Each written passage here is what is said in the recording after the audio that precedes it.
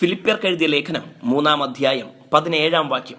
സഹോദരന്മാരെ, നിങ്ങളെല്ലാവരും എന്നെ അനുകരിപ്പിൻ. ദൈവത്തെ അനുകരിക്കാൻ, ക്രിസ്തുവിനെ മാതൃകയായി ജീവിക്കാൻ നാം ഏവരെയും ആഹ്വാനം ചെയ്യാറുണ്ട്. എന്നാൽ സുവിശേഷം വേണ്ട രീതിയിൽ മനസ്സിലായിട്ടില്ലാത്തവരും പ്രായോഗിക ക്രിസ്തീയ ജീവിതത്തെക്കുറിച്ച് അറിവില്ലാത്തവരും കാര്യങ്ങൾ ഗ്രഹിക്കുന്നത് യേശുവിനെ പ്രസംഗിക്കുന്നവരുടെ ജീവിതം കണ്ടിട്ടാണ്. ഓരോ ക്രിസ്ത്യാനിയും ജീവിതം കൊണ്ട് യേശുവിനെ പ്രസംഗിക്കുന്ന സുവിശേഷകനാണ്.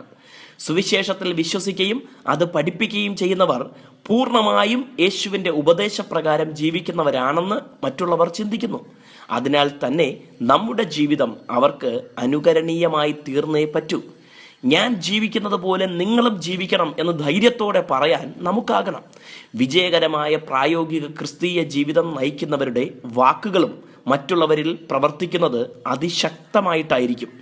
ജീവിതം പരാജയമാണെങ്കിൽ വാക്കുകളും വ്യർത്ഥമായി തീരും.